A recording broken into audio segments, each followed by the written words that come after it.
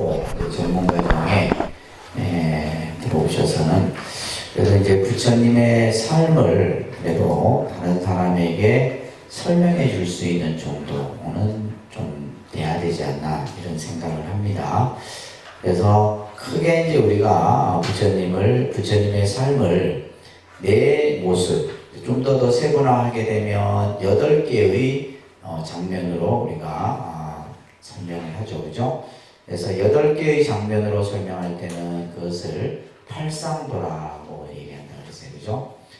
팔상도 아마 기본 과정 때 다 배우셨을 건데 이 팔상도를 중심으로 해서 우리가 이제 일반적인 부처님의 내 성질을 꼽으라 한다면 이제 탄생지, 그죠? 그 다음에 깨달음의 장소, 최초의 설법지, 그 다음에 열반지 이렇게 꼽을 수가 있다 그랬습니다. 그래서 탄생지는 어디예요? 룸비니 동산입니다. 그죠? 룸비니 동산. 저희가 이제 5월 30일 날 부처님 오신 날 공축 법요식을 한다 그랬어요. 그죠? 이번에 음력 4월 8일은 코로나로 인해 갖고 이제 저희가 코로나 극복을 위한 약사 기도를 아까 바로 한번 했듯이 저희가 한 달간 약사 기도 중심으로 해서 새벽 또 4시에 기도가 이루어집니다. 그래서 이제 부처님의 탄생의 의미는 우리가 그냥 부처님 오신 날 뭐 절에 가서 연등을 올리고 하는 것만 우리가 생각하는데 이 불교의 부처님의 탄생은 어떻게 보면 불교라는 종교가 앞으로 인류에게 어떠한 메시지를 전달하느냐 그 메시지의 핵심은 바로 뭐예요? 생명의 존엄성입니다. 그죠? 생명의 가치와 존엄에 대해서 불교라는 종교는 가장 우선시한다라는 것을 의미하는 거예요. 그래서 그리고 나서는 이제 중간에 우리가 이제 예를 들면 뭐 출가를 하시고 수행을 하시고 고행을 하시고 그러다가 이제 궁극에 깨달음을 얻게 되는데 이 깨달음이라고 하는 장소는 우리가 이제 부다가야라고 하는 이제 장소가 부처님의 깨달음의 장소다. 그래서 이 깨달음이라고 하는 것은 교재에도 설명되어 있듯이 불교의 궁극적 목적이며 상징이다 이렇게 되어 있어요. 그죠? 그래서 불교라는 종교는 어떤 종교냐라고 했을 때 그냥 깨달음이라는 것을 가장 큰 가치로서 생각하는 거예요. 그러니까 여러분들이 불교를 믿는 목적이 뭐냐? 성불이다. 이렇게 얘기해도 뭐 듣는 사람이 야 네가 무슨 성불을 하냐 이렇게 생각할 수 있겠지만은 우리의 목적은 뭐다? 성불이에요. 우리가 이제 서양의 종교의 인들이 이제 생각하는 그들의 목적은 구원이고, 그죠? 구원이고, 우리는 목적이 뭐라고요? 성불. 네, 성불. 성불을 자신있게 성불이라 해야지, 그냥, 스스로 얘기하면서도, 그죠? 아이고, 내가 어찌 부처가 되겠노. 이런 생각을 하면 안 됩니다. 우리의 목적은 뭐라고요? 성불입니다, 성불. 그래서 성불이라고 하는, 깨달음이라고 하는, 결국, 부처님의 그러한 깨달음의 세계를 나도 또한 함께 나아가겠다라고 하는 것이 불교가 지향하는 가장 궁극적인 목적이다. 우리가 이제 일반적으로는 행복, 건강, 부귀영화 이런 것은 세속적인 목적인 것이고 종교적인 목적으로 우리가 본다면 깨달음 성불이다라는 거예요. 자, 그리고 나서 이제 부처님께서는 중생을 위해서 그죠? 법을 폈단 말이에요. 그 법을 펴는 것을 초전법륜이라 그럽니다. 그러니까 초전법륜. 법륜이라고 하는 것은 수레바퀴를 이제 모양을 하고 있어요. 그죠? 수레바퀴 모양. 그 수레바퀴 모양에 보면 이제 그 상징적인 불교의 상징이 그 법륜 마크 속에. 그래서 이제 때로는 이제 불교가 상징하는 여러 가지 모양들이 있는데 그 가운데 이제 이 법륜 마크도 아주 이제 유명한 널리 알려진 불교의 상징 형태라고 보시면 돼요. 우리 지금 독립선언 같은 경우는 그죠? 독립선언 그 간판에 이렇게 원이 있어요. 그죠? 보셨어요? 근데 이걸 사람들이 몰라. 여기 다니는 사람들도 모르니 그죠? 일반 사람들 모르는 건 당연하다고 생각해요. 이 원이 뭐예요? 이걸 뭘 의미하는 거예요? 우리가 예를 들면 이제 원불교 같은 경우는 이렇게 이걸 일원상이라 그래. 일원상. 뭘 한다고요? 일원상. 원을 이렇게. 근데 이 일원상이 뭘 하면 우리 마음을 얘기해요. 마음을 표현하는 겁니다. 아시겠죠? 그래서 다른 사람한테 설명 좀 하란 말이에요. 원. 이 원 속에 이제 작은 원이 세 개가 이렇게 있죠. 그죠? 이게 이제 조계종 마크입니다. 조계종이 상징하는 마크인데 이 세 개는 뭘 뜻해요? 삼보를 뜻합니다. 뭘 뜻한다고요? 삼보. 다시 말해서 우리의 마음 가운데 부처님과 부처님의 법과 승가가 우리 안에 다 삼보 안에 갖춰진 거예요. 이게 이제 조계종의 상징 심볼입니다. 심볼 마크. 근데 보는 사람마다 모르니까 그죠? 모르니까. 그래서 여러분들 정확하게 이 의미를 잘 이해를 하죠. 그래서 이제 우리가 보면 이런 법륜 마크라든지 이런 또 이론상이라든지 여러 가지 이제 그런 상징물들이 있어요. 그래서 부처님께서 처음 법을 설한 것을 마치 수레바퀴가 이렇게 굴러가듯이 중생들을 만나는 곳마다 법을 설하셨잖아요. 그죠? 그래서 이것을 이제 우리가 초전법륜이라고 하고 그 법을 설한 장소를 우리는 어디라 그래요? 녹야원이라 얘기를 합니다. 그 다음에 이제 마지막 열반한 곳을 이제 쿠시나가라. 열반은 죽음이 아니라 완전한 깨달음이면서 또 새로운 부처님의 탄생을 의미하는 그런 뜻을 가지고 있다라는 것을 정리를 잘 해 두시기 바랍니다. 지난 시간에 이제 아리안 이야기도 하고, 그죠? 이 불교라는 종교가 인도에 들어오기 전에 이제 여러 가지 그 당시에 어떤 사회 현상, 그 다음에 종교의 형태, 이런 것들을 얘기했습니다. 특히 이제 사성, 카스트 제도라고 하는 사성계급 사회, 또 힌두교, 바라문교가 중심인 그런 어떤 사회 현상 속에 불교라는 종교가 이제 싹을 틔우게 되는 거죠. 그것은 바로 뭘 통해서? 부처님의 탄생을 통해서 이루어집니다. 자, 이것은 이제 여러분들이 이제 이 탄생부터 열반에 이르는 장면들을 8개의 그림으로 꼭 기억하시라고 했어요. 그죠? 우리 그 3층에 불단의 하단에 보면 팔상도가 이렇게 조각이 되어 있어요. 그 그림이 이 8개의 장면들을 쭉 이렇게 그려놨는데, 첫 번째 장면이 바랍니다. 도솔레이상. 전문 과정은 이거 외우셔야 되는 거예요. 기본 과정 때는 여러분들이 그냥 한 귀로 듣고 한 귀로 흘리고 이래도 이제 뭐 괜찮지만은, 전문 과정은 이제 이것을 외워서 설명해 줄 수 있는 돼야 됩니다. 그래서 도솔레이상은 이제 부처님이 전생에 저 하늘 도솔천으로부터 흰 코끼리를 타고, 그죠? 마야왕묘의 태중에 들어가는 그러한 장면을 바로 도솔레이상이라. 그래서 이것은 이제 기본 과정 때 제가 여러 가지 이 연유로 설명을 드렸었습니다. 그 다음에 이제 드디어 부처님이 이 세상에 오시는 탄생을 나타내는 장면이 비람강생상입니다. 따라합니다. 비람강생상. 도솔레이상, 비람강생상. 두 번째 장면이에요. 그죠? 그래서 부처님이 드디어 룸비니 동산에서 탄생하시는데, 여기에서 이제 우리가 이제 탄생 설화, 탄생의 그러한 이야기들이 수천 년 전에 이제 이런 이야기들이 만들어져서 지금에 우리가 접하고 있는데, 예를 들면 부처님이 탄생하시자마자 동서남북 사방을 그죠? 걸으면서 그 인도 룸비니 이곳에 가면 부처님이 그 발자국이 있어요. 발자국 모형이 그대로 있습니다. 근데 우리가 생각할 때 어떻게 태어나자마자 일곱 걸음을 걸을 수 있어요? 없어요? 그죠? 말도 안 되는 소리다. 근데 우리가 그건 말도 안 되는 소리라 이러면 돼요? 안 돼요? 불교신자가 안 되는 거예요. 여기에서부터 우리가 종교가 가지고 있는 이제 여러분들이 그 이해하는 데 있어서 우리가 이제 어떤 종교가 가지고 있는 신비주의, 또 여러 가지 어떤 기적, 이적 이런 것들을 그러니까 그 자체에 막 그냥 혹할 필요도 없지만은 그 자체에 대해서 또 불신의 생각을 가져서도 안 되는 거예요. 뭐 종교 신앙을 갖지 않는 사람이라면 아이고 의심을 해볼 만하겠지만 여러분들이 이제 불교 경전에서 나오는 말씀들은 그러니까 제 말은 의심을 해도 돼요. 제 말은 의심해도 되지만 부처님 경전에서 나오는 이야기를 의심하면 돼야 돼요. 안 되는 거죠.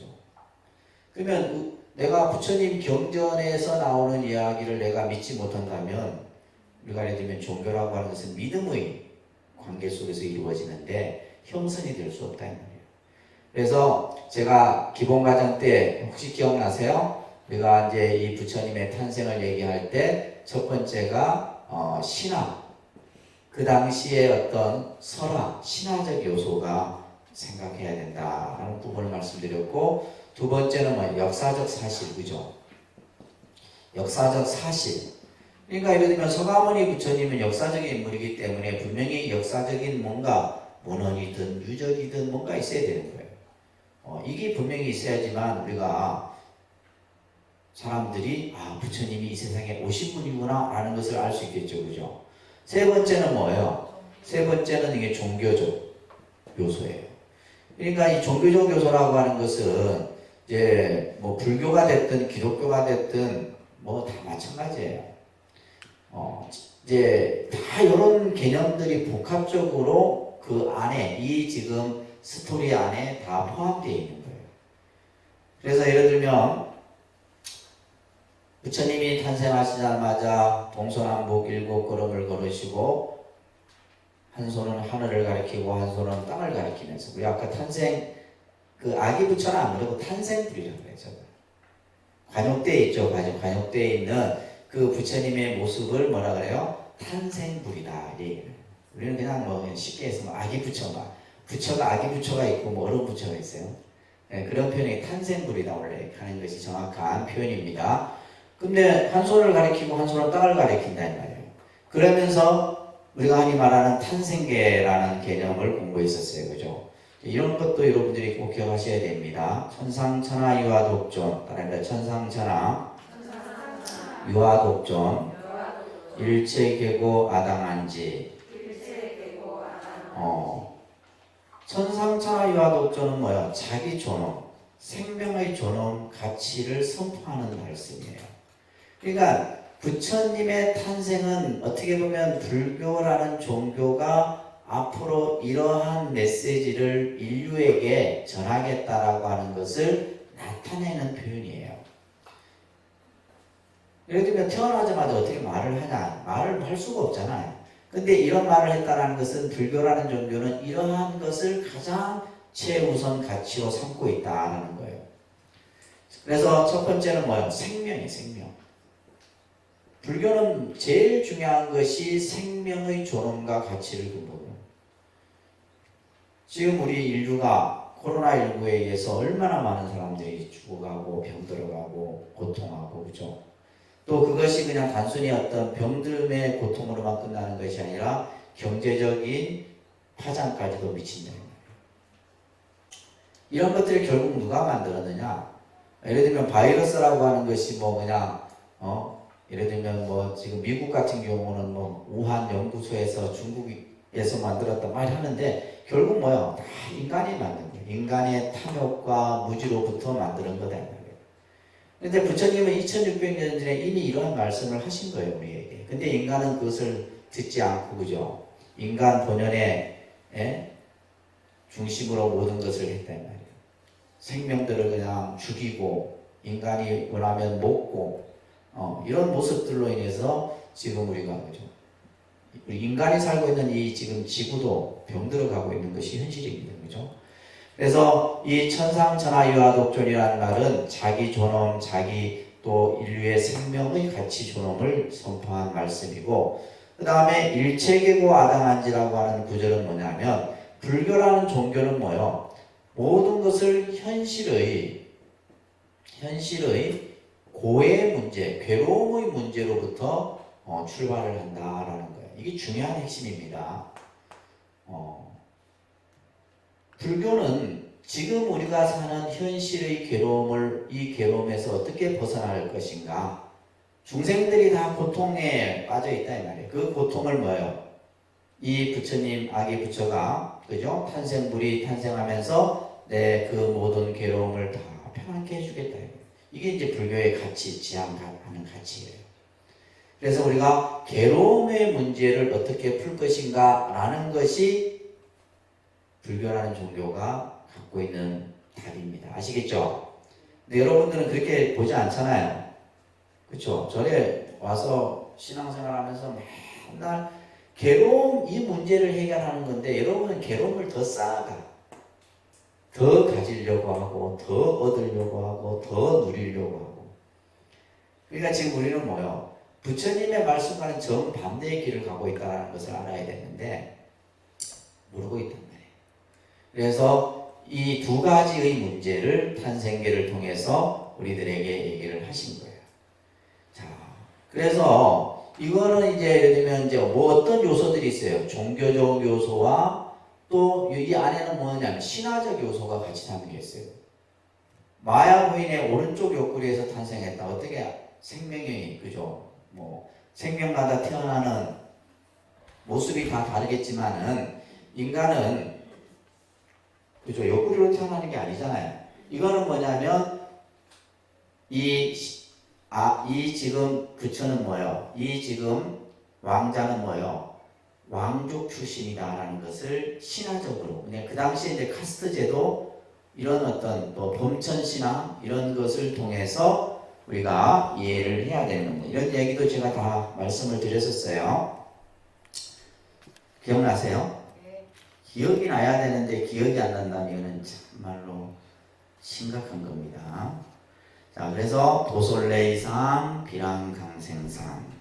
자, 그리고 나서는 이제 쭉 여러분들 넘겨보시면, 자, 이 태자가 이제 왕자의 이 신분으로 생활을 합니다. 생활을 하다가 정말 호화로운 생활을 했겠죠. 그죠? 여러 가지 공부도 하고, 배울 것도 배우고, 그렇지만은 늘 뭔가, 자기 자신의 어떤 문제를 고민을 하게 됩니다.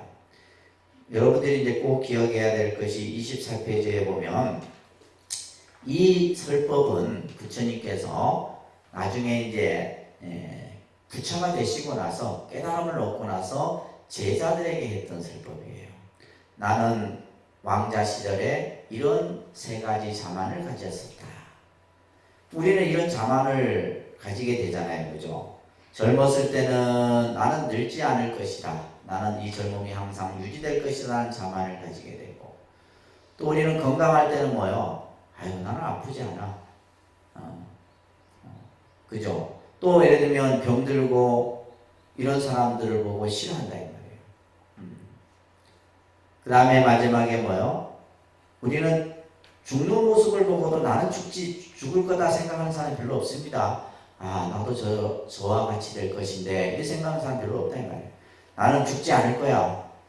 그래서 이 세 가지 자만을 부처님께서는 경전에서 설하고 계시는데 우리 어리석은 중생들은 뭐요? 이 세 가지 자만에 빠져 있다는 거예요. 그런데 어느 날 문득 되돌아보면 뭐요? 병들어 있죠, 늙어 있죠, 곧 죽음이 다가온다 이 말이에요.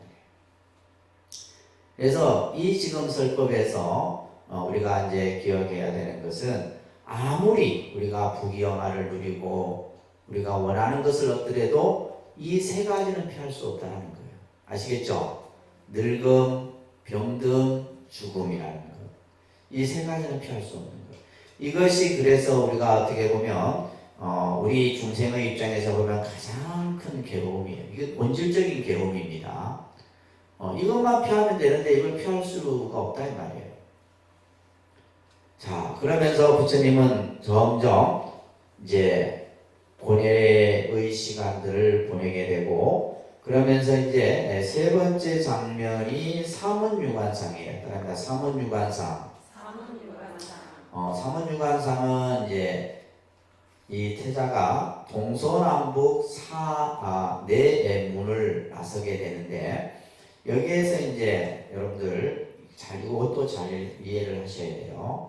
동쪽에서는 누굴 만나요? 노인을 만나고 남쪽에서는 병든 자를 만나고 서쪽에서는 죽은 장례 상여를 만나요. 장례를 하는 상여의 모습을 보게 되고 북쪽에서는 출가 수행자를 만나게 된다. 이제 이 사실은 이제 경전에서 보게 되면 이 태자가 성 밖을 나가기 전에 왕에게 얘기를 합니다. 그러자 왕이 신하들에게 그렇게 얘기해요. 태자가 가는 길에 어떠한 안 좋은 모습도 보이게 해서는 안 된다. 그런데 이제 태자의 눈에는 이 모습이 보였다라고 하는 것은 뭐예요? 이제 이 태자가 곧 출가라고 하는 것을 이제 암시하는 어떤 이 사무명한상은 출가의 복선이 깔려 있다라고 보시면 돼요. 출가, 이제 곧 출가라고 하는 것이 이루어지겠구나라는 것을 우리가 알 수가 있게 됩니다. 그 다음에 25절 아래 보시면 따라합니다. 궁중의 영화도 건강한 이 육신도 사람들이 부러워하는 이 젊음도 결국 나에게 무엇을 가져올 것인가? 우리는 항상 이런 생각을 가끔씩은 해야 돼요. 내가 지금 내가 살아가는 이 삶이 과연 어떻게 내가 살아야 하는가라고 하는. 그래서 여러분들은 좀 삶을 부처님 법을 통해서 인생을 좀 더 멋지고, 그죠? 후회하지 않는 삶을 살기 위해서 사실은 불교 공부를 하는 거예요. 여러분들이 자꾸, 그러니까 내가 공부를 하면서 이 공부를 통해서 내가 과연 무엇을 얻을 것인가라는 그것이 좀 분명하셔야 됩니다. 그래야지 공부가 재밌는 거지. 아이고 남들이 하니까 다 따라해서 난 수료하고 졸업하고 해야지. 수료하고 졸업하면 뭐예요? 그게 중요한 게 아니다 이 말이에요. 부처님 말씀을 한 구절 내가 더 보고, 그죠? 또 부처님의 가르침을 통해서 내가 좀 더 내 인생을 깊이 있게 들여다볼 수 있는 그런 시간들을 갖는 것이 불교 공부예요. 자, 그러면서 나는 병들고 언젠가는 늙어 죽음을 면할 수 없고 젊음을 자랑하고 건강을 자랑하며 생존을 자랑하는 일은 적어도 생각 깊은 사람들에게는 무의미한 일이 아닐 수 없다. 그렇죠? 어리석은 사람들은 어떻게 생각하고 사느냐 이거예요. 자기 자신이 병들고 죽고 늙고 병들고 죽는 것을 피할 수 없는 몸인 줄 알지 못해. 그래서 앞에서도 그죠? 세 가지 자만에 대한 말씀을 경전에서 하고 있지만, 자, 그래서 우리는 이제 이 불교라는 가르침은 결국 이 문제를 해결하는 데 있다라는 이야기를 여러분들이 캐치할 수 있으셔야 돼요. 가장 큰 문제가 뭐예요? 그죠? 이것을 우리는 생로병사라고 그래요. 따릅니다. 생로병사. 그러니까 깨달음이라는 것이 뭐냐라고 했을 때 깨달음은 뭐예요? 생로병사의 문제를 해결하는 것이 깨달음이에요. 이렇게 답을 해도 틀린 답이 아닙니다. 불교에서 우리가 수행을 해서 깨달음을 얻는다는 것은 뭐냐? 생로병사로부터 벗어나는 거예요. 그 생로병사라는 말을 우리는 줄여서 그냥, 그죠? 이렇게도 표현하잖아요. 생사다 이렇게 얘기합니다. 생사. 그래서 우리가 큰 스님들 법문 듣다 보면 가장 큰 문제가 무슨 문제냐? 생사의 문제다. 이렇게, 그죠? 이런 말, 설법들을 듣다 보면 이런 말 많이 하시잖아요. 생사의 문제. 생사의 문제인데 우리는 예를 들면 이제 생로병사만 있는 것이 아니고 이 가운데는 우리가 이제 현실에서 살면서 뭐요? 근심하고 슬픔, 고뇌하고 비고뇌. 고뇌는 괴로워하고 복잡하고 이런 우리의 어떤 살아가면서 느끼는 이런 여러 가지 감정들. 이것만 또 있는 게 아니죠. 내가 예를 들면 여러분들 다 배우셨잖아요. 구하고 싶어도 구하지 못하고 사랑하는 사람과 헤어져야 되고 미운 사람은 만나야 되고 이런 것들. 그러니까 이 문제를 해결하기 위해서 우리는 뭐 하는 거예요? 부처님 공부를 하는 거고 수행을 하는 거고 여러분들이 절에 다니는 거예요. 근데 우리는 이 생각 아예 없잖아, 그지? 여러분들은 이 생각 아예 없고 뭐요? 어쩌든 간에 잘 먹고 잘 사는 거. 여기에 초점이 있다는 거예요. 그러니까 안 되는 거예요. 그러다 보니까 내가 가는 길이 이미 여러분들은 뭐 길을 다 부처님의 그 길을 우리가 바로 가야 되는데 여러분은 자꾸 빗나가려고 하는 거예요. 이 문제. 그러면서 이 문제를 어떻게 우리가 바라보고 이것을 해결할 것인가 하는 거예요. 근데 어리석은 사람들은 이것을 모르고 그죠? 여러분들 그런 생각 안 드세요? 어느 날 갑자기 자다가 저승사자가 와서 데려갈 수도 있는 거예요. 한순간에 아무도 모릅니다. 내가 예를 들면 뭐 건강하다 해서 나는 앞으로 한 30년은 더 살아. 천만에 없어요. 어느 누가 알 수가 없는 거예요. 그렇기 때문에 우리는 뭐요? 내가 내일 당장 가더라도 오늘 여러분들 후회하지 않겠어요?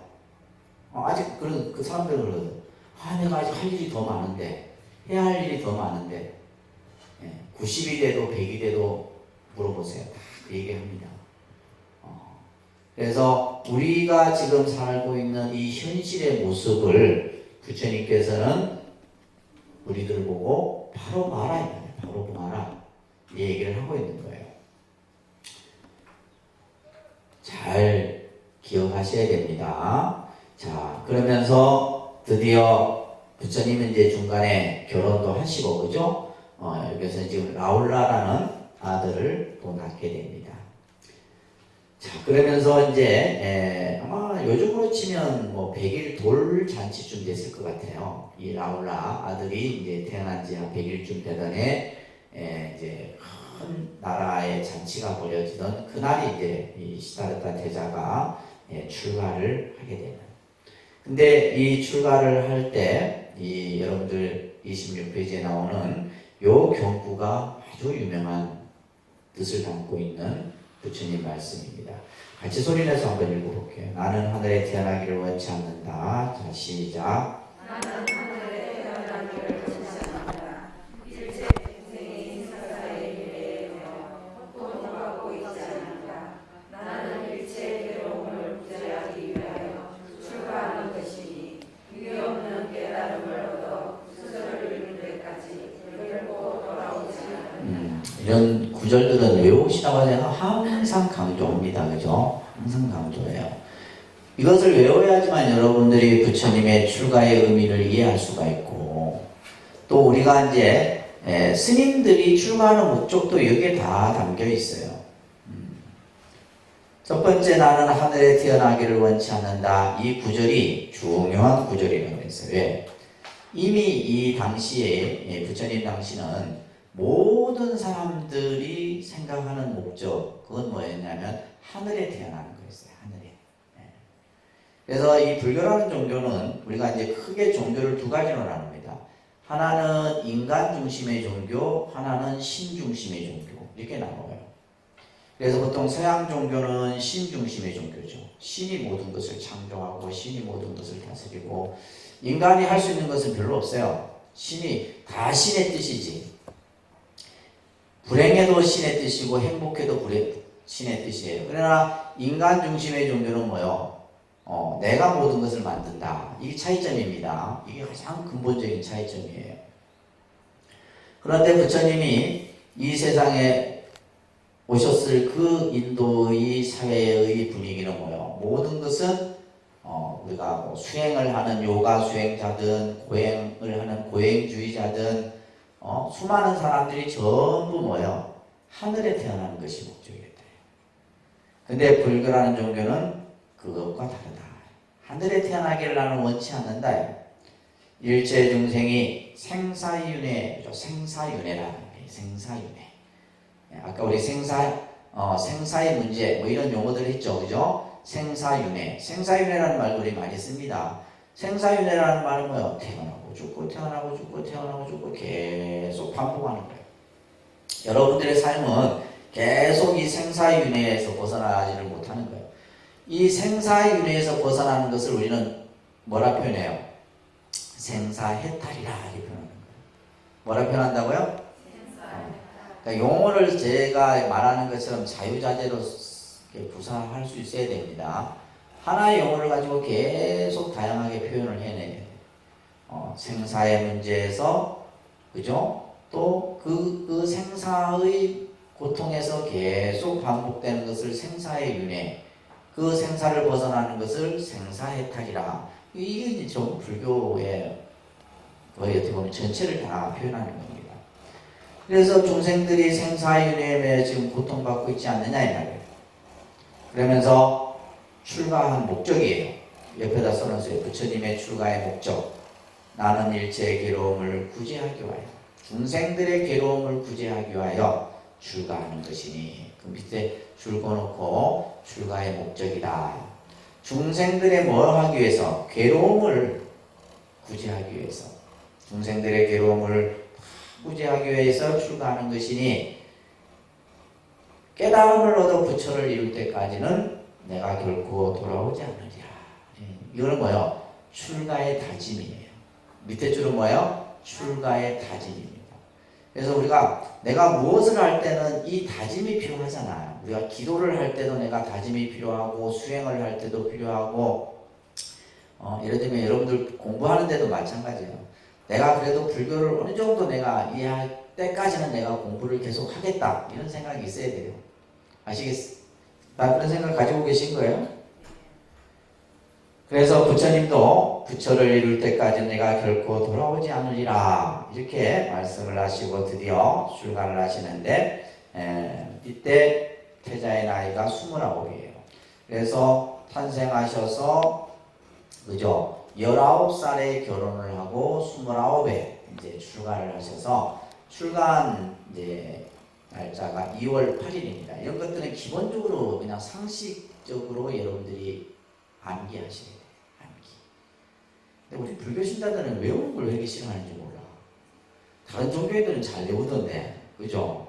성경 구절도 잘 외우고, 외우라면 외워요. 안 외우면 이제 그 다음 뭘 또 못하니까. 근데 외우라면 죽어도 안 외워요. 쓸데없는 건 또 잘 외워. 쓸데없는 거. 뭐예요? 쓸데없는 거. 남 흉보는 거, 남 단점, 남 얘기하는 거, 이런 거는 잘 외우는데, 정작 외워야 될 이런 것들은 안 외운다.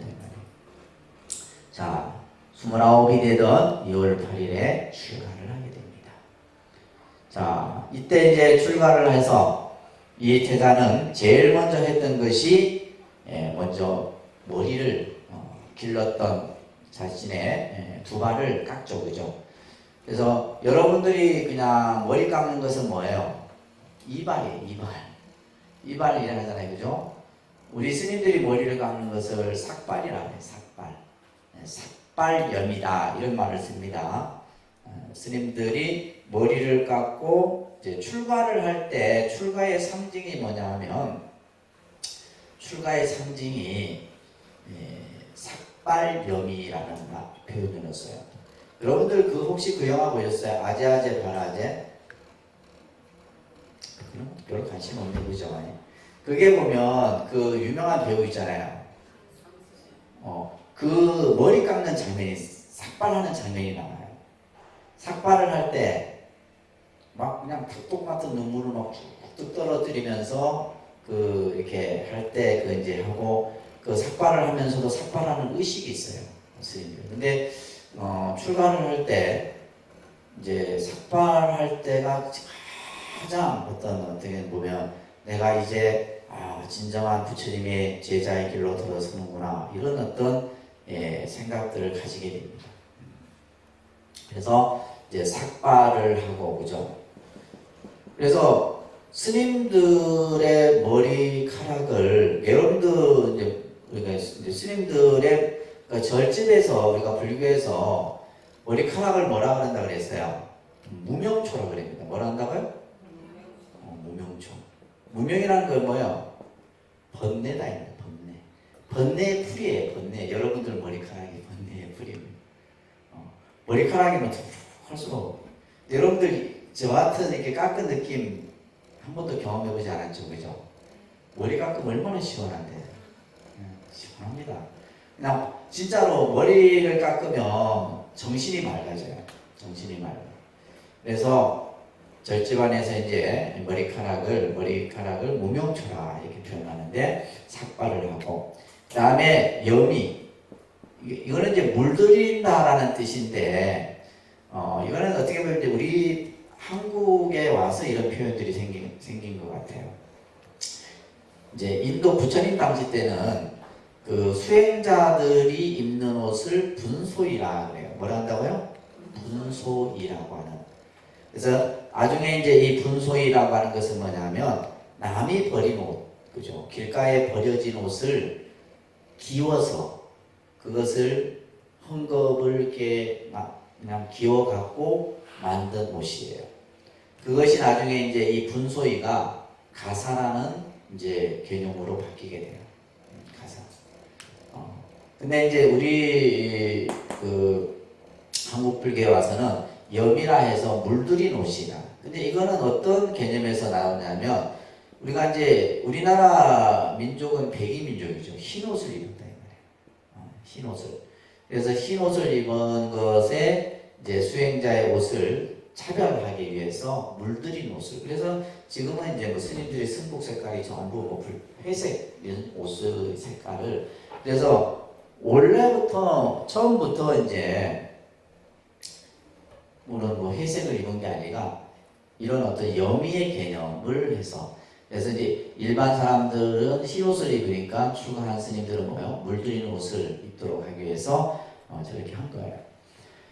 자, 이 시다르타 태자도 이러한 이제 수행자 고행의 길로 나서게 됩니다. 그렇죠? 그러면서 여러분들이 이제 꼭 기억해야 될 것이 육사 외도에 대한 얘기예요. 나중에 여러분들 인도 역사를 인도사를 공부할 때도 이거 다시 한번 나올 건데, 이 육사 외도는 어떠한 인물이냐면 당시 태자가 출가를 했지만은 뭐야? 스승이 없었어요. 어디로 가서 뭘 배워야 할지, 그냥 내가 예를 들면 중생들의 고통을 구제하기 위해서 내가 출가한다 이렇게 아주 큰 뜻을 가지고 출가했지만은 스승이 없는 거예요. 그래서 당시 이제 인도 사회에서 널리 이름이 알려진 이 스승들을 찾아가서 공부를 배워요. 근데 이들이 이제 여러 가지 사상이나 또 종교 철학이나 또 지향하는 목적이나 다 달라요. 그래서 이 태자는 이 육사 외도라는 말은 뭐냐면 나중에 이제 불교적 입장에서 붙인 말이에요. 그래서 불교는 부처님 법이 아닌 길을 외도라 그래요. 외도. 외도한다. 그죠? 외도란 말 일반적으로 많이 쓰잖아요. 그죠? 그래서 불법이 아닌 가르침을 외도의 가르침이다. 뭐 다른 종교는 뭐 사입이다. 뭐 이런 표현을 쓰는데 불교는 사입이라는 표현보다는 외도라는 표현을 씁니다. 그래서 6명의 스승인 외도의 이제 이 내용들이 나오는데, 따라합니다. 도덕 부족론, 프리나 가샤파, 숙명론, 마칼리 코살라, 유물론, 아지타 깨사 캄발린, 페이론, 산자야 플라티푸타, 불멸론, 빠꾸다 가짜야나, 자이나교, 마하비라. 이제 예를 들면 도덕 부족론은 뿌리나 가샤파 이렇게 외우셔야 돼요. 아셨죠? 대답들을 하나요? 이거 외워야 됩니다. 여러분들 나중에 시험 문제 나옵니다. 시험에 꼭 나오는 문제니까 이거 잘 외우셔야 돼요. 그래서 이 6 스승들의 문화에서 들어가서 공부를 하게 되는데, 도덕 부정론은 말 그대로 뭐요? 윤리, 인과 윤리를 부정하는 거예요. 쉽게 말해서 착하게 살 필요 없다 이 말이에요. 그냥 내 하고 싶은 대로 하면 되지, 뭐 착하게 산다고 뭐 좋은 일이 생기고 나쁘게 한다고 나쁜 일이 생기냐, 그게 아니다 라고 주장하는 도덕 부정론자예요. 그래서 인과응보를 부정합니다. 그러니까 불교하고는 정반대죠. 불교는 인과응보를 아주 중요하게 생각하는데, 이 뿌리나카샤파라고 하는 이 집단은 도덕을 부정해요. 그 다음에 두 번째 숙명론. 극단적인 필연론으로서 인간을 포함한 모든 생명체의 운명에 대해서 결정론의 입장을 취한다. 이렇게 좀 어렵게 표현되어 있는데, 이것을 결정론적 운명론이라고 해야 되나? 결정론적 운명론. 그러니까 숙명이다, 운명이다라는 용어는 여러분들 뭐 일반적으로 많이 쓰이는 용어지만은 뭐 이거는 결정되어져 있다라고 생각하는 거예요. 아, 내 숙명을 그대로 받아들여야지. 그죠? 아, 이것은 내 운명이야. 이렇게 우리가 얘기하는데 그거는 결정되어졌다라고 생각하는데 불교는 이걸 또한 부정해요. 숙명론, 운명론도 부정한다 이 말이에요. 아시겠죠? 그러면 어떻다는 거예요? 불교는 모든 것은 뭐예요? 내 업에 의해서 변한다라고 보는 거예요. 변. 운명이 예를 들면 내가 태어났을 때 운명이 안 좋지만은 내가 현재 뭐예요? 좋은 일을 함으로 인해서 내 운이 변할 수 있다는 거예요. 그래서 결정되어졌다라고 보지 않습니다. 불교는. 그래서 이 숙명론도 나중에 부처님은 부정을 합니다. 유물론이에요. 유물론. 아지타케사 깜발이라고 하는 인물인데 여기서도 이제 도덕을 부정하고 이 유물론자는 모든 것을 물질주의, 쉽게 말해서 물질이 최고의 가치로 생각하는 거예요. 그래서 쾌락주의입니다. 쾌락주의. 그냥 막 우리가 그냥 한 세상 왔는데 뭐 그냥 멋지게 그냥 즐겁게 살다 가자 이거지 뭐 인생에 대해서 고민하고 가치에 대해서 생각이 아니에요. 그래서 모든 것은 물질이 최우선이라고. 요즘에 이제 우리 현대의 많은 사람들이 우리가 지금 사회가 뭐예요? 물질 만능주의라 하잖아요. 그죠? 물질을 최고의 가치로 생각한다 이 말이에요. 그렇기 때문에 이제 뭐예요? 사람들이 뭐예요? 종교에 대한 생각도 없어지고 지금 여러분들 아마 그 느끼실 거예요. 여러분들 지금 50대 하고 지금 30대 하고 30대들이 갖는 생각 다릅니다. 30대들은 그러니까 모르겠어요. 이제 지금 50대는 그래도 자식에 대해서 걱정도 하고 장래에 대해서 이렇게 고민도 하고 하는데 30대는 뭐요? 자기 할 도리만 하면 되고 나머지는 네가 알아서 해라. 이런 주의로 바뀌는 거예요. 쉽게 말해서 뭐예요? 돈만 벌어도 주면 돼. 학원만 보내면 돼요. 나머지는 뭐예요 지금? 근데 이게 그만큼 이제 변하는 거예요. 그러니까 앞으로 뭐 20, 30년 안에 어마어마하게 변화가 생길 거예요. 그때는 이제 뭐예요? 지금과 같은 학업성 치기도 있다 없다? 없습니다. 그런 거 없어요. 그런 시대가 와요. 이게 엄청나게 빠른 속도로 변하고 있어요. 예전에 제가 한 10년 전만 해도 막 절에 다니는 불자들이 수능 시험 되면 진짜 목숨 걸고 절에 가서 기도했어. 요즘에는 뭐요? 기도 안 하죠. 왜? 아이고 내가 기도한다고 저놈이 무슨 경남대 갈 놈이 있어 서울대 가겠네 이런 생각하는 거야. 그러니까 사실은 우리가 기도하는 본래 목적이 그게 아닌데 무슨 뭐 기도한다고 뭐 서울대를 가고 기도 안 한다고 뭐 못 가고 이게 되겠어요. 그게 아닌데 그러니까 부모가 쉽게 말해서 감성적인 부분이 점점 좀 없어지는 거예요. 모든 것을 뭐 물질로서 그 가치 기준을 다지는 시대가 오는 거예요. 그러다 보니까 우리가 이제 느끼게 뭐 해줘요. 세상이 어때요? 물질주의는 뭐야? 삭막해지는 거예요. 그냥 즐겨. 그러니까 요즘 사람들 그러잖아요. 30대는 그죠? 월세 살아도 뭘 타고 다녀요? 외제차 타고 다녀요. 옛날에 여러분도 그랬어요? 안 그랬잖아요. 집 하나 사기 위해서 뭐요? 허리 졸라매고 막 그냥 열심히 살았단 말이에요. 근데 지금 그런 시대 아니에요. 그러니까 그걸 우리가 이해를 해야지 여러분들 가치관하고 틀리다고 생각하면 안 됩니다. 그러면 이제 여러분들 무슨 소리 들어요? 세대 차이 난다고요. 시대가 그렇게 변해가고 있어요. 그러면 이 당시에도 이 유물론자 아지다케사 깜발리는 철저한 물질주의고 쾌락주의의 주장했던 인물이었다. 회의론자 산자야 빌라디푸타라고 하는 인물인데 이분은 좀 철학적인 측면이 강해요. 그러니까 예를 들면 형이상학적인 인식을 가지고 있습니다. 그러니까 뭐 옳다 그르다 딱 이렇게 딱 떨어뜨려서 어떤 것을 얘기해 주는 것이 아니라 긴 것 같기도 하고 아닌 것 같기도 하고 맞기도 하고 틀리기도 하고 이것을 이제 회의론이라고 해요. 회의론. 그래서 진리는 그대로 인식하고 서술하는 것은 불가능하다는 불가지론. 불가지론은 가히 내가 그것을 할 듯 모를 듯 한다고도 할 수 없고 모른다고도 할 수 없는 이런 어떤 이 회의론, 그러니까 이제 우리가 말하면 철학을 좀 하는 사람들이 보면 회의론에 많이 빠져 있기도 합니다. 그 다음에 이제 불멸론, 빠꾸달까짜이라 같은 경우는 불생불멸을 주장해요. 생명은 태어나는 것도 아니고 죽는 것도 아니다. 그러면서 선악의 인과를 부정하는 이러한 인물이었고, 자이나교 마하비라라고 하는 인물인데, 이 자이나교는 이제 색이 뭐냐면 흰 옷을 입고 오계를 지키고 그래요. 오계를 지키고. 그래서 지금도 인도의 종교 중에 이 자이나교가 지금도 존재하고 있어요. 부처님 당시 이전부터 존재했지만 지금도 2000 년이 지난 지금도 인도에서 이 자이나교도들이 있다 이 말이에요. 자, 이러한 이제 육사외도의 가르침을 받는데 결국 시다라타 태자는 이들을 떠납니다. 떠나는 목적이 뭐였어요? 그러니까 이들의 궁극적인 목적은 뭐냐면 천상에 태어나는, 하늘에 태어나는 거였어요.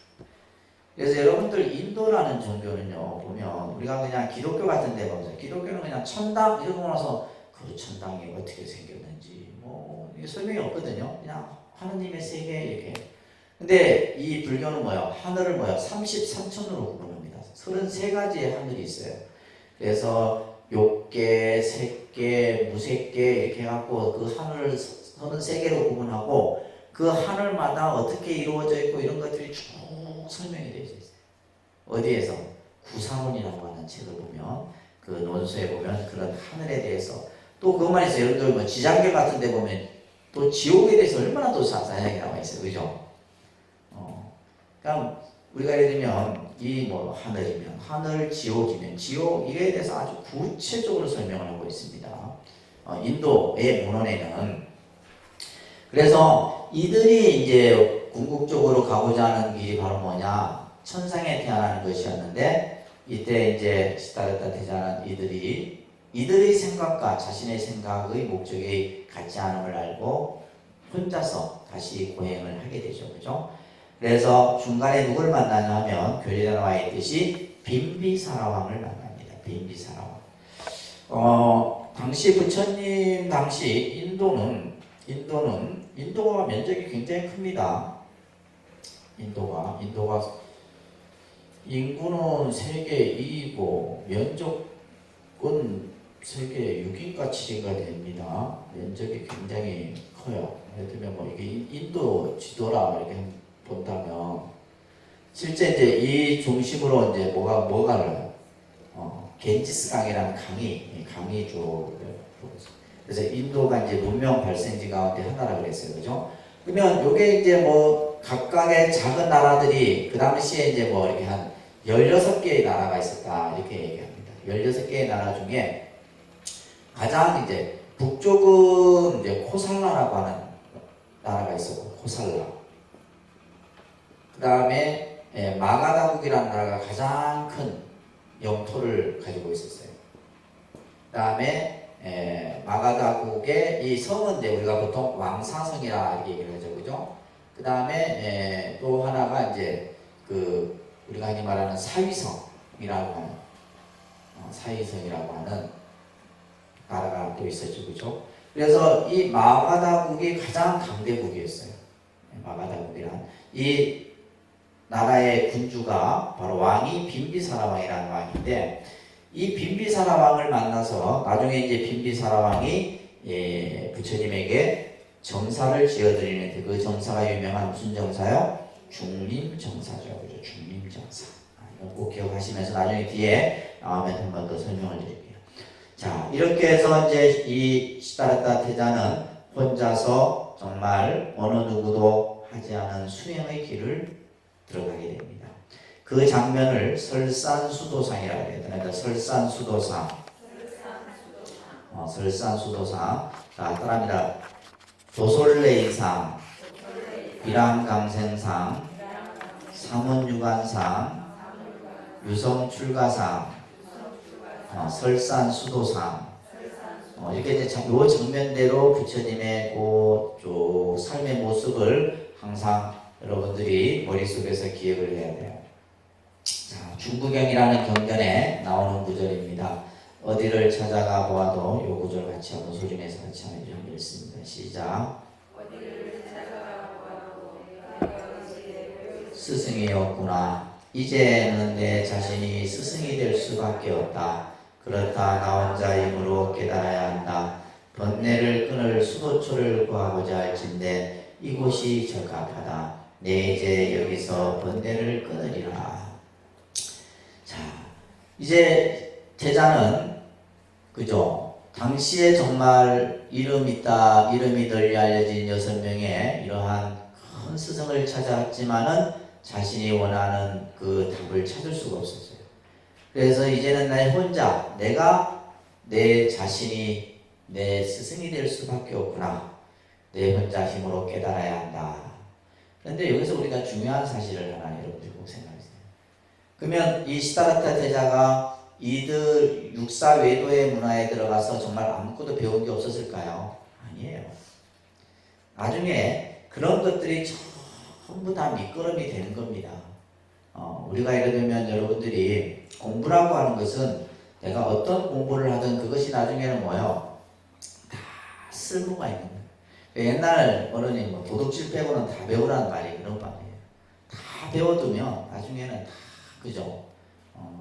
내 인생에 다 도움이 됩니다. 그래서 이제 이 시달타 제자가 이제 혼자서 수행을 하는데 장소를 그죠? 찾다가 이 장소가 어디냐면 이제 부다가야라고 하는 니련선암 강가인데 지금은 강이 없습니다. 강이 없고 뭐냐 강의 흔적만 남아 있는 곳인데 그 니련선암 강가에 보리수 나무 아래 다 자리를 그래서 우리가 이제 여러분들 공부를 하려고 하면 첫째는 공부할 장소를 잘 간택을 해야죠. 그죠? 어디서 내가 공부를 할 것인가? 두 번째는 스승, 그죠? 누구에게 배울 것인가? 그 다음에 세 번째, 누구와 함께 닦을 것인가? 이 세 가지가 갖춰져야지 공부를 하는 겁니다. 아시겠어요? 이 세 가지가 중에 어느 것 하나라도 빠지면 안 되는 거예요. 그래서 이제 이 제자도 이 장소를 선택하는데 아주 정말 적합한 그 장소를 택하게 됩니다. 그러면서 본격적인 이제 고행에 들어가는데 우리가 흔히 이제 부처님의 수행 고행을 6년이라는 시간을 얘기를 합니다. 경전에서. 그래서 6년 고행이다 이런 말들을 하게 되는데 자 여기에서 이제 조금 여러분들 덧붙여서 설명을 드리면 우리가 수행이라고 하는 것은 이제 수행할 때 이제 닦을 숫자, 행할 행자 해서 이제 수행 이런 말을 써요. 참선, 수행. 그러니까 불교는 모든 것이 다 수행이다 이렇게 얘기를 합니다. 큰 스님들. 특히 우리가 이제 선 불교에서는 모든 것이 다 뭐다? 수행이다. 밥을 먹는 것도 수행이고 차를 마시는 것도 수행이고 노는 것도 수행이고 다 수행이에요. 근데 우리가 이제 보통 일반적으로 수행하면 이 수행의 의미 속에는 뭐예요? 예를 들면 여러분들 보고 아이고 이제부터 좀 수행 좀 하셔야 되겠습니다. 이러면 뭐예요? 수행이라는 의미를 딱 듣다 보면 뭐예요? 고행이라는 그죠? 이 의미가 그 안에 함축되어져서 우리는 생각을 하게 돼요. 뭔가 힘든 걸 내가 해야 되는구나. 그죠? 뭔가 또 참아야 되고 극복해야 되고 내가 뭔가 이렇게 좀 힘들지 않을까 이런 걱정들을 많이 하잖아요. 근데 사실은 이제 수행이라고 하는 의미 속에는 이 행은 뭐예요? 이 행이라는 말은 이거는 바로 뭐냐면 업을 얘기하는 겁니다. 뭘 뜻한다고요? 업행이라는 말이에요. 업행. 그러니까 다시 말해서 이 업은 다시 또 무슨 뜻이에요? 또 업만 가리키면 또 무슨 말인지 모르잖아요. 업은 무슨 뜻이에요? 행위예요, 행위. 행위가 업이란 뜻이잖아요. 그죠? 맞아요? 행위, 업이라는 용어 자체, 까르마라고 하는 것은 행위라는 뜻인데 그러면 우리는 여기서 한 단계 더 나가야 돼. 그러면 행위가 몇 가지가 있어요? 몇 가지가 있어요? 신구이 삼업 있잖아. 몇 가지가 있어요? 세 가지. 몸으로, 입으로, 생각으로 하는 거. 그러니까 이렇게 지금 연결이 돼야 됩니다. 이게 이제 전문반 실력인데. 요 정도 돼야지 전문반 실력이 되는 거예요. 행위예요, 행위. 근데 그러면 결국 이 수행이라는 것은 뭐예요? 신구의 삼업을 닦는 거예요. 신구의 삼업을 닦는 거. 우리가 수행을 한다라는 것은 여러분들이 착각을 해요. 내가 예를 들면 뭐 기도도 수행이고 참선도 수행이고 다 수행이에요. 그러면 내가 법당에서 기도하는 거, 경을 읽고 이게 수행이 아니에요. 수행을 하기 위한 하나의 방법인 거지 그게 수행이라 생각하면 안 됩니다. 무슨 말인지 이해되세요? 그러면 뭐가 수행이에요? 내가 경전을 읽으면서 신구의 삼업을 닦는 거지 경전 자체가 수행이 아니라는 거예요. 내가 예를 들면 절을 하면서 절을 하는 행위 속에서 신구의 삼업이 닦여져야 돼요. 근데 우리는 그냥 뭐 수행하라면 기도하라면 그냥 법당에 가서 뭐 금강경 읽는 것을 수행이라 생각해요. 그래서 기도했다면 금강경 읽었다. 읽는 게 하는 게 아니에요. 내가 읽어서 뭐요? 얼마만큼 신구의 삼업이 닦여졌느냐라는 거예요. 근데 일반 사람들은 이 개념을 모른다. 그냥 겉만, 그래서 우리는 맨날 뭐 말아요? 겉만 그냥 보는 거예요, 겉만. 그 안에 있는 속의 알맹이를 보지 못하고 겉만 자꾸 보려고. 그래서 우리가 수행한다라고 했을 때는, 그죠? 참선 수행한다 해서 앉아서 하는 게 아니잖아요. 앉아서 하는 거는 그냥 앉아있는 행위인 것이고, 그렇잖아요? 우리가 앉아서 명상이든 참선이든 앉아있는 행위고, 그 안에서 뭐가 이루어져야 돼요? 신구의 삼업이 닦아져야 된다. 그러면 닦여지는 데 있어서 이 숫자가 무슨 닦을 숫자예요. 닦을 숫자.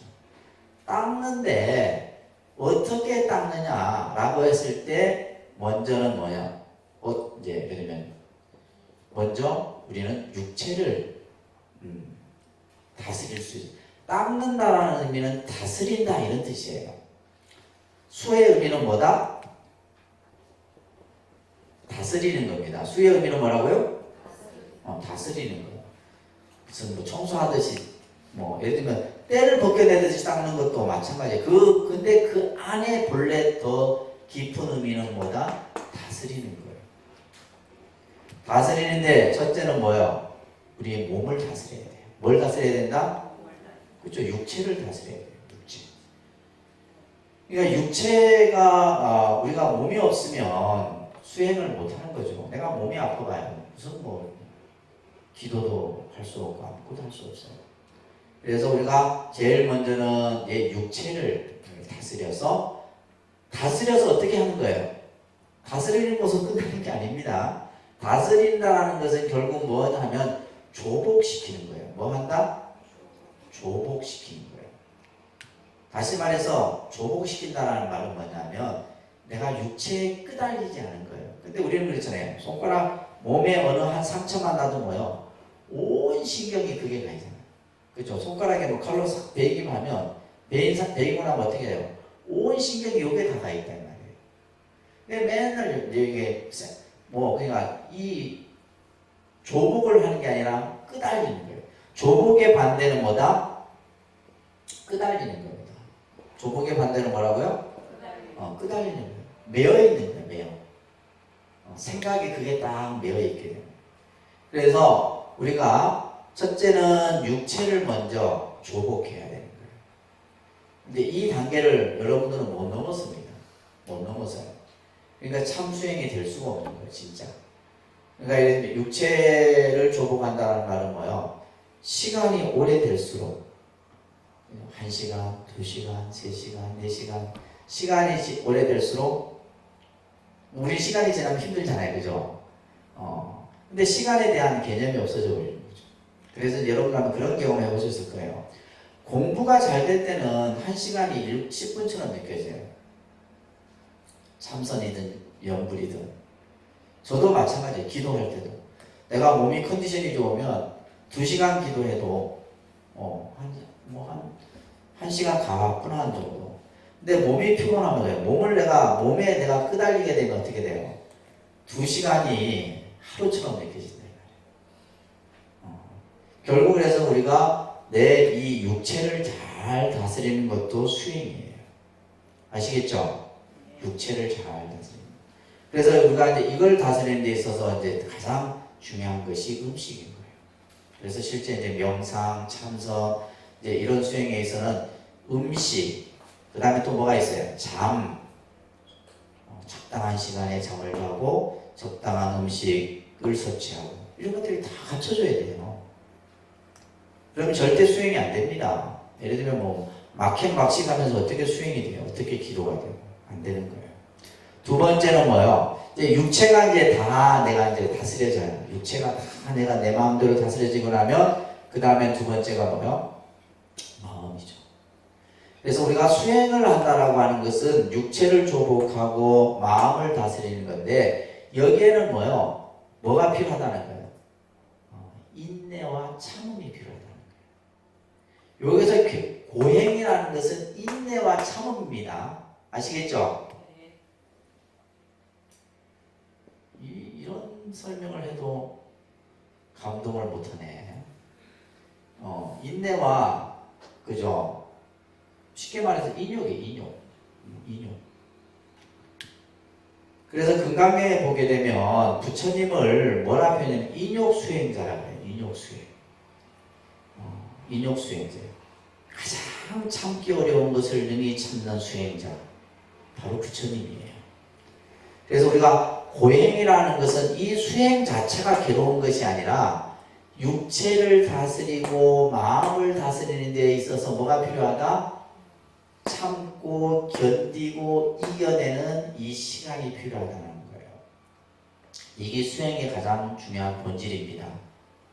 이걸 꼭 기억하세요. 오늘 수업의 가장 핵심입니다.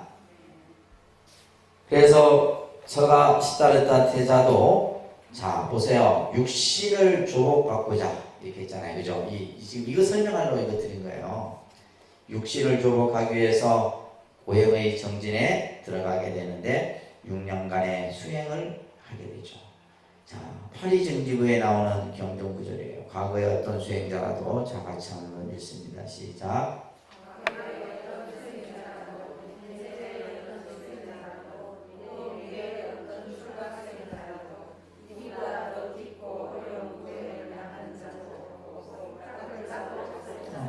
그래서 부처님만큼 수행을 깊이 있게 한 자가 없다 이 말이에요.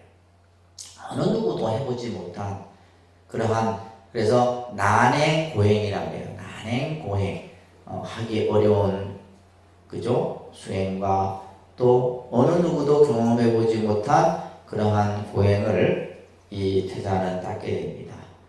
그런데 이제 중요한 것은 뭐예요? 우리가 이 수행이라고 하는 것은 때로는 몸과 마음이 지치기도 해요. 힘이 든다 이 말이에요. 그만큼의 어떤 영양이 보충이 돼야 되는데 안 먹고 안 자고 그죠? 이렇게 수행을 하다 보면 몸이 어떻게 돼요? 안 좋아진다 이 말이에요. 그래서 이 시다르타 태자는 육체적 고행이 그죠? 생사 문제를 해결하는데 도움이 안 된다는 것을 깨닫게 돼요. 그래서 그리고 나서 이제 밑에 보시면 육체를 괴롭히는 것은 육체의 극복이 아니라 도리어 육체에 대한 집착을 당하게 되는 거다. 그래서 제일 먼저 우리가 육체를 먼저 다스려야 돼요. 육체를 이 몸을 잘 다스려야 돼요. 적당한 건강을 알맞은 건강을 유지하면서 그래서 제가 항상 늘 강조하죠. 기도하실 때는 어떻게 해야 된다? 기도할 때 어떻게 해야 된다? 잘 해야 되는 거예요? 기도할 때는 어떻게 해야 돼요? 최상의 컨디션을 유지해야 돼요. 최상의 컨디션. 내가 법당에서 기도한다 했을 때는 최상의 내가 지금 내 몸이 최상의 컨디션이 돼요. 내가 어제 무리를 해서 피곤한 상태에서 기도 안 됩니다. 그 상태에서 기도를 하게 되면 점점 우리 생각이 뭐예요? 기도는 힘들어. 법당에 앉아있는 게 힘들어. 이런 생각이 자꾸 들다 보면 이제 그게 하기 싫어지는 거예요. 그래서 여러분들이 100일 기도를 다 못 끝내는 거예요. 그래서 그러면 내가 최상의 컨디션을 조절하기 위해서는 어떻게 해야 돼요? 시간, 음식, 또 여러 가지 내 일정 이런 것들을 잘 하셔야 돼요. 예를 들면 우리가 새벽 기도, 새벽에 기도하려면 어떻게 돼요? 저녁에 일찍 자야 되겠지. 저녁에 일찍 자야 되고. 그러면 새벽 기도가 내가 몸에 익어지려면 어떻게 되겠어요? 하루아침에 안 된다면 오랜 시간 그 몸에 길들여야 돼요. 저는 아직도 30년이 넘었는데도 새벽에, 그러니까 지금은 때로는 그렇잖아요. 너무 힘들 때도 있다 이 말이에요. 힘들 때도 있어요. 그래서 간혹 이제 뭐 여행을 간다거나 이럴 때는 오늘은 진짜 한 10시까지 자야지 생각합니다. 그래서 일부러 이제 알람하고 다 꺼놓고 이제 자요. 근데 눈 뜨면 새벽 4시야. 그다음 미치는 거예요. 사실은 푹 자려고 생각했는데 그 몸이 뭐예요? 이미 새벽 4시에 내 몸은 일어나게끔 만들어져 있는 거예요. 근데 그 몸이 일어나긴 일어나는데 내가 10시에 자는 거하고 11시에 자는 거하고 몸에 틀려요. 10시에 자면 새벽 4시에 일어나면 굉장히 뭐예요? 가벼워요. 우리 같은 경우는 스님들은 6시간 자는데 딱 몸이 이렇게 최적화되어 있어요. 5시간 자면 피곤합니다. 그래서 6시간 정도 자면 가장 7시간 자도 피곤해요. 몸이. 그러니까 결국 그거는 뭐예요? 그러니까 수행이라는 측면에서 보면 그런 것들이 중요한 거예요. 그래서 이제 우리가 지나친 육체에 대한 고통은 오히려 육체에 대한 집착을 하게 된다. 그래서 이제 시다르타 태자는 뭐예요? 그 강가에서 목욕을 하고, 그죠? 수자타가 주는 유미죽을 공양을 받으시게 되는 거예요. 그래서 다시 기력을 회복하셔서 이제 수행 정진에 들어가시게 되는데, 그러면서 이제 또 하나의 장면이 수화항마산이라는 장면이 나오죠. 따라합니다. 수화항마산. 그죠? 보리수 아래에서 이제 마지막 깨달음의 시간이 열리게 되는 장면이 바로 수화항마산이에요.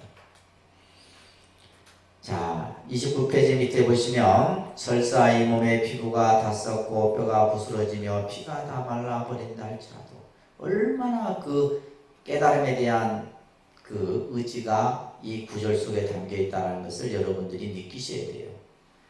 내 몸이 다 부서진다 할지라도, 그죠?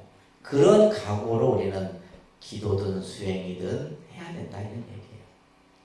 무상불이 정각을 이루지 않고서는 내가 결코 이 자리를 떠나지 않으리라. 그래서 부처님도 보면 처음 출가하셔서 다른, 그죠? 그 선지식들에게서 공부도 하고 혼자서 육체적인 고통도 경험하고 그런 과정들이 쭉 있었던 거예요. 그러다가 이 길이 내가 공부해야 될 올바른 길이다라는 걸 알고 다시 이제 정진의 길에 들어가시게 되는데, 여기에서 이제 우리가 꼭 또 이제 항상 기억해야 될 것이, 수행은 하면 할수록, 그죠? 뭐가 더 많아져요? 장애가 더 많아지는 거예요. 수행이 높아질수록, 수행이. 그래서 여러분들 30페이지 보게 되면 한자 성어가 있죠. 도고마성이라는 말이 있어요. 그러니까 도고마성. 항상 여러분들 기도하거나 수행하는 불자의 입장에서는 이 구절을 항상 기억을 하셔야 돼요. 수행이 점점 높아질수록, 도가 높아질수록 뭐가 일어난다는 거예요? 자, 이 마라고 하는 것은 장애라는 뜻입니다. 무슨 뜻이요? 장애라는 뜻이에요. 그래서 보암산매론이라는 데서도 수행하는데 장애 없기를 바라지 말라 이런 구절 들어보셨죠? 근데 여러분들은 왜 자꾸 스님 기도하는데 왜 자꾸 번뇌가 생기고 막 그냥 잡생각이 나요? 당연히 생기는 거예요. 그걸 여러분들은 하면 안 생기다 생각하는데 어떤 분은 더 그러네요. 마음이 안정이 안 돼서 기도를 못 하겠대. 맞는 말이에요? 네? 맞는 말이에요. 아니, 기도를 해야지 마음이 안정이 될 거 아니에요. 그러니까 마음을 안정하기 위해서 우리가 기도를 하는데 내가 마음이 안정이 안 돼서 기도를 못 한다면 좀 앞뒤가 안 맞잖아요. 그래서 내가 아는 분 한 분은 네 기도하라는 그 소리를 하는 거예요. 아니, 기도를 해야지 마음이 안정이 될 거 아니냐고. 기도를 해야지 마음이 불안하지 않고 편안하고, 그죠? 그런데 그게 안 돼서 기도가 못하게 돼. 자, 우리가 여기에서 마라고 하는 거. 그래서 우리가 실제 수행을 하는 데 있어서 이 말을 여러분들이 참 잘 이해를 하고 계셔야 됩니다. 이 마라고 하는 것은 우리는 보통 여기서 마군이라는 표현도 쓰고 우리가 이제 스님들이 그냥 일반적인 대화에는 마군이 이렇게 마군이 다 마군이에요. 마군이 다 뭐라면 내 수행하는데 장애되는 요소다 이런 뜻이에요. 마군이라는 말이 뭐라고요? 내가 지금 수행을 해 나가는데 장애가 되는 요소들이에요. 예를 들면 내가 오늘 기도하러 가야 되는데 친구가 놀러 가자 그래요. 그 친구는 뭐예요? 나한테 마군이에요. 아시겠어요? 다. 왜냐하면 근데 예를 들면 막 그냥 오히려 기도를 하고자 하는 마음이 안 일어나는데 그죠? 기도를 하도록 이렇게 해주는 것은 뭐예요? 그 사람은 나에게 뭐예요? 선지식이고. 선지식과 마군이는 한 끗 차이입니다. 그래서 마군인데, 자, 이것은 이제 무슨 뜻이다? 장애라는 뜻이에요. 장애라는 말은 뭐예요? 걸림돌이죠. 그죠? 뭔가 내가 하고자 하는 것에 자꾸 태클을 거는 거예요. 근데 이것이 수행이 이제 높아질수록 더 생긴다라는데, 그러면 그 마의 모습들을 교재에 설명하고 있죠. 이거 잘 기억하세요. 어떤 것이 마군이냐? 첫째, 욕심이에요. 욕심. 그죠? 쓸데없는 지나친 욕심, 탐욕, 혐오. 혐오는 뭐야? 싫어하는 거예요. 나 저 사람 싫어. 절에 왔는데 꼴보기 싫은 사람이 있어. 그건 뭐예요? 그 마음. 근데 이게 예를 들면 그 상대가 문제가 아니라 내 마음이 문제인 거예요. 내 마음 속에 뭐가 일어난 거예요? 마구니가 생긴 거예요. 마구니 하나가 생겨갖고 이미 딱 벽을 치는 거예요. 기간은 뭐예요? 그냥 배고프고 목마르고 이런 것들, 뭐 갈증이나 이런 것들, 애착, 집착이죠. 집착. 그러니까 여러분들한테 제일 많이 일어나는 마구니가 뭐예요? 권태예요. 권태는 뭐예요? 실증. 좀 하다가 실증나. 좀 하다가 진득하게 좀 하면 될 건데 진득한 면이 없어요. 그죠? 이 권태가 이 마구니는 뭐예요? 수행을 하는 가운데만 생기는 게 아니라 여러분들 삶 속에서도 이 마구니가 생긴다 이 말이에요. 그래 안 그래요? 수행에서만 생기는 게 아닙니다. 예를 들면 뭐 우리가 사는 모든 인간 세상에서 다 생길 수 있는 요소들이에요. 이걸로 인해서 뭐가 생긴다? 우리는 갈등이 생기고 번뇌가 생기고 괴로움이 생기고 뭔가 내가 가고자 하는 것에 장애의 요소들이 만들어지는 거예요. 그 다음에 수마라고 해요. 수마. 그 다음에 이제 우리가 이제 또 스님들 입장에서는 생마 이런 것도 있고, 수마는 뭐예요? 잠이죠. 잠. 수행을 하는 데 있어서 이 잠만큼 마가 없습니다. 공포. 예를 들면 이런 경우도 있어. 갑자기 내가 기도를 하는데 막 그냥 머리 뒤끝이 그냥 누가 땡기는 것처럼 공포감이 생기는 경우들도 있어요. 이런 것들. 그 다음에 또 이제 의혹 같은 의심이죠. 의심. 이것도 이제 우리가 수행하는데 내가 이거 한다고 되겠나? 내가 이 공부한다고 내 인생에 뭐가 되겠나? 이런 식의 의혹, 의심. 고집은 뭐냐면 자기 생각에 맞아갖고 남 얘기는 듣지도 않고 그죠? 이런 것들 전부 뭐예요? 이런 것들이 전부 뭐라고? 마다. 내 수행의 마다. 근데 이 마가 다른 사람이 만들어내는 게 아니에요. 결국 누가 만들어요? 내 안에서 내가 만드는 거예요. 이게 중요한 말입니다. 이것이 내면으로부터 일어나요. 내면으로부터 일어나서 뭐를 만들어내? 망상, 번뇌를 일으키게 되는 거예요. 그래서 이제 이런 것들이 이제 불교에서는 전부 하나의 단어로 표현하면 망상, 번뇌다. 그러니까 망상은 쓸데없는 생각이에요. 쓸데없는 생각. 그래서 선에서는 망망상하라. 망상을 일으키지 마라. 쓸데없는 생각을 일으키지 마라. 그러니까 여러분들이 생각을 일으키는 순간 그거는 뭐예요? 망상이에요.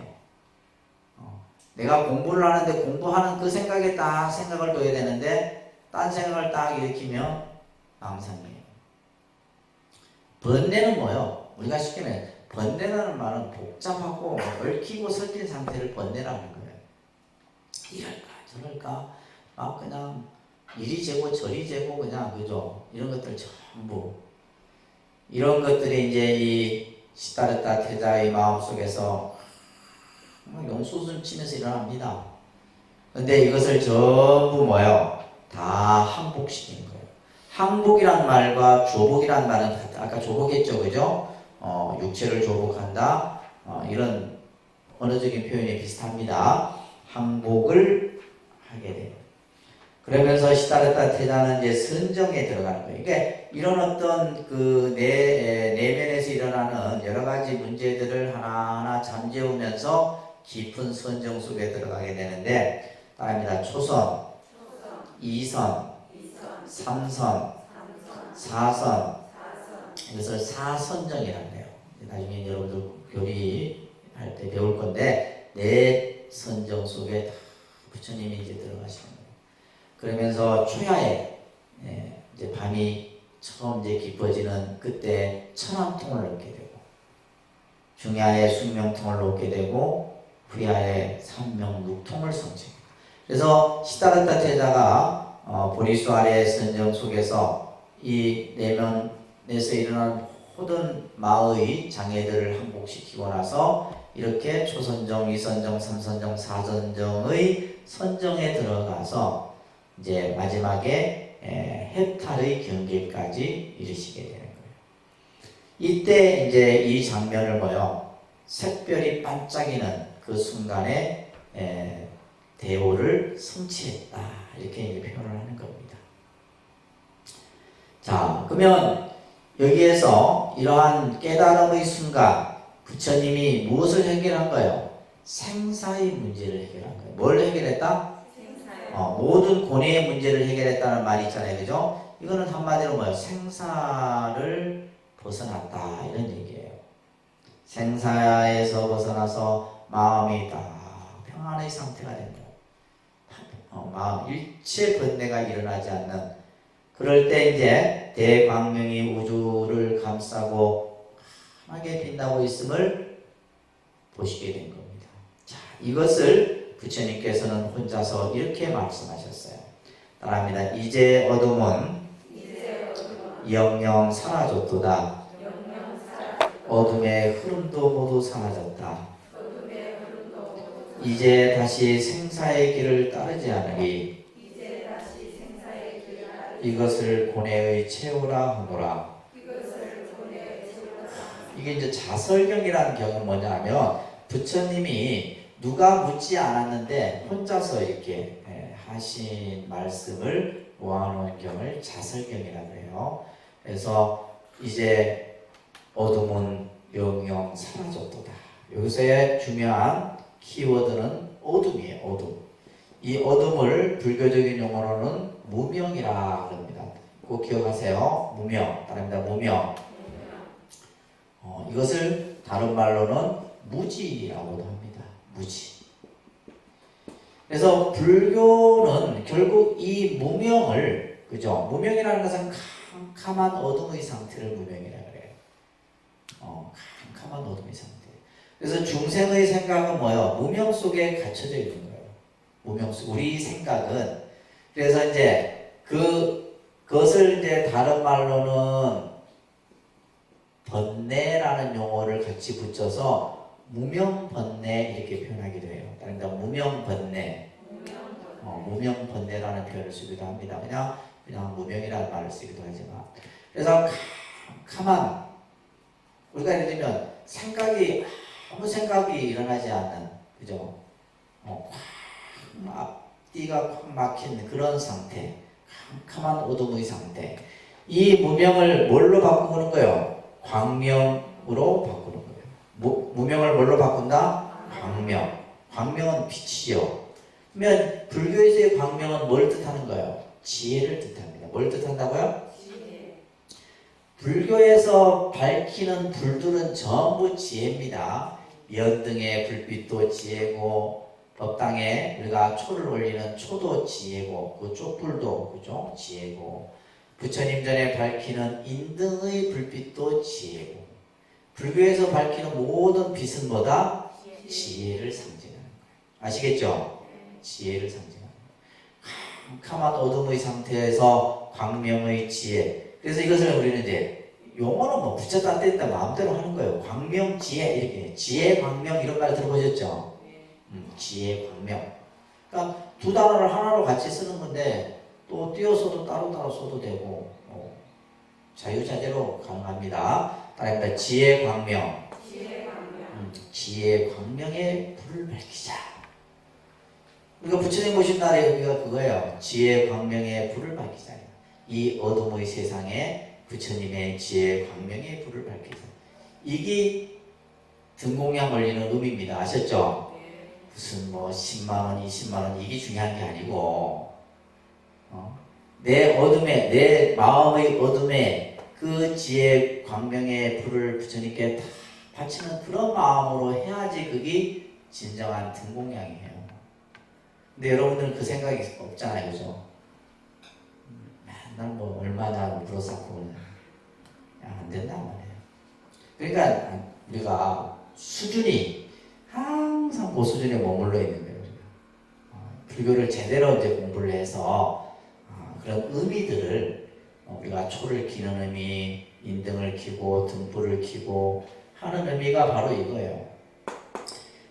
어둠이 사라졌다 이제. 어둠의 흐름도 사라졌다. 그러면서 이제 다시는 뭐요? 생사의 길을 따르지 않으리. 생사의 길을 따르지 않으니 그 밑에다가 생사해탈이다 이렇게 써놨어요. 생사의 길을 따르지 않는다라는 말은 무슨 말이에요? 생사해탈의 세계에 내가 들어갔다는 거예요. 이것을 마지막 뭐예요? 고뇌의 최후라 선언하더라.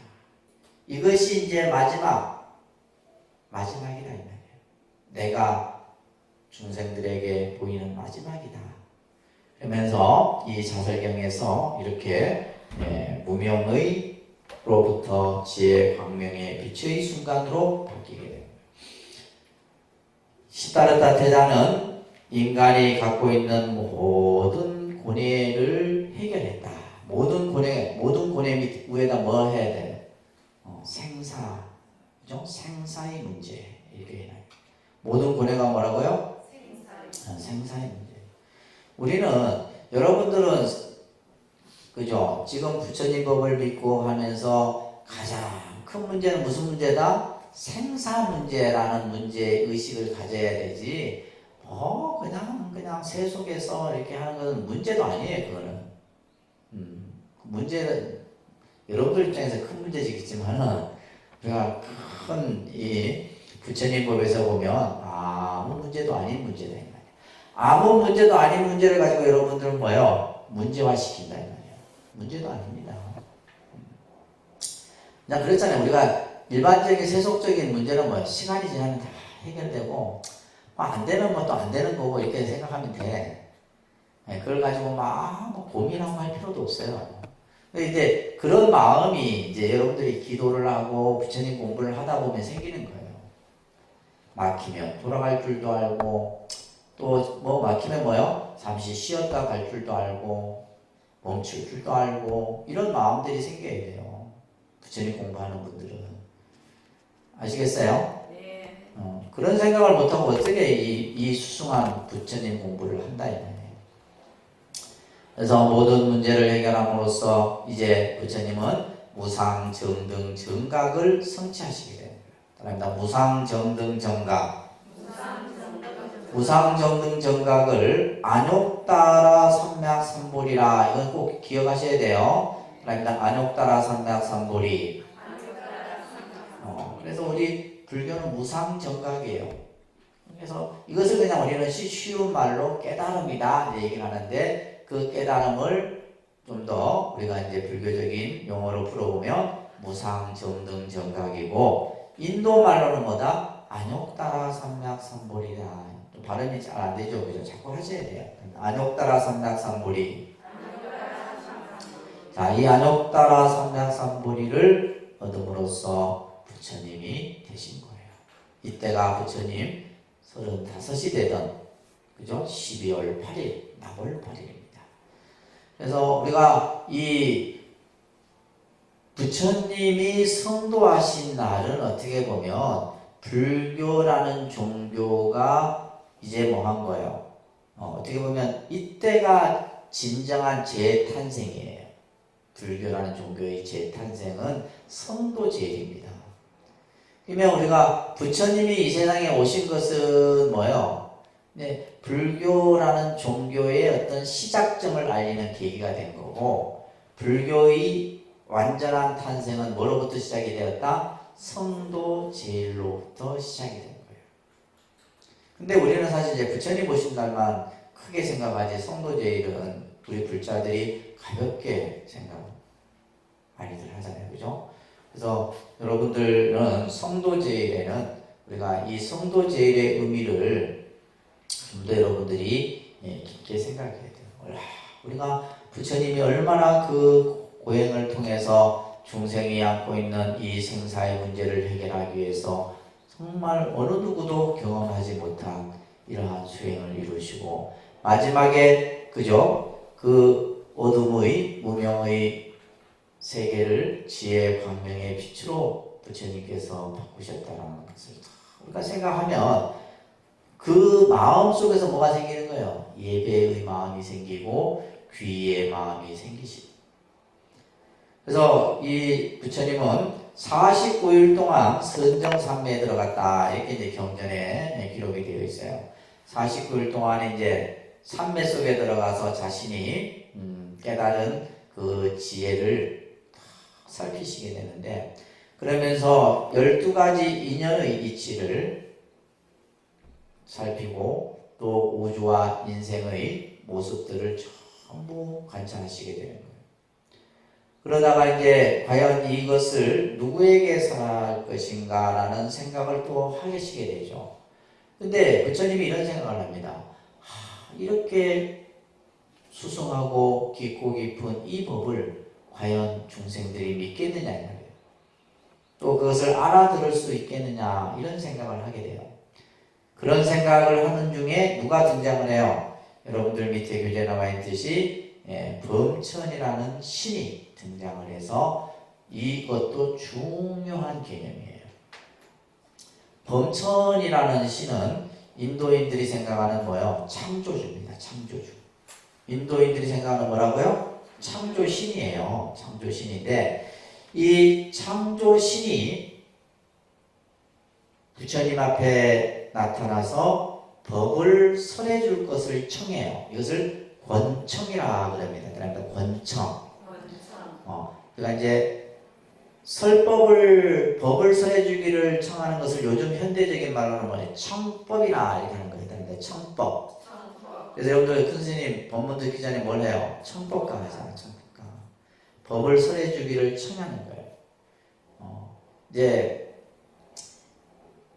이 범천이 부처님에게 중생들에게 법을 설해줄 것을 청하면서 이런 얘기를 해요.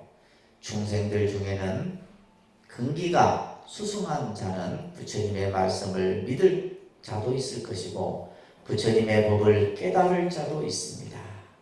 그러면서 법을 설해줄 것을 3번 청하는 장면이 나와요. 자, 이것은 무엇을 의미해요? 무엇을 의미해요? 여기 여러분들 여기다 써놓으세요. 불교는, 그죠? 불교라는 종교는 신 위에 있는 종교다라는 것을 알잖아요. 신 위에. 그러니까 이 하늘의 신이 부처님께 예배를 올리면서 법을 설해줬다라는 것은, 불교라는 종교는 뭐예요?